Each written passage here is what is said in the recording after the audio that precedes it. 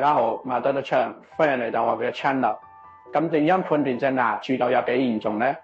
想知道蛀牙係咪已經爛到牙神經，唔使等到睇牙醫。教你3招自己初步判斷。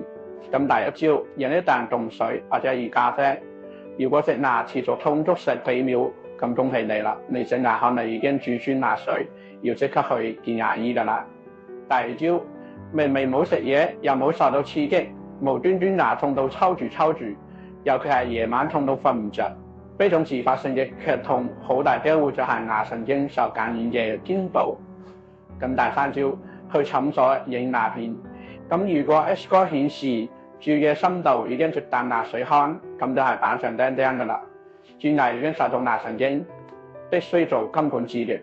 咁無論中咗邊一招，千祈就唔好拖啦。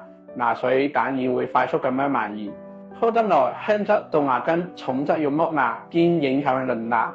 咁記住，牙痛唔牙病，痛起嚟真係攞命㗎。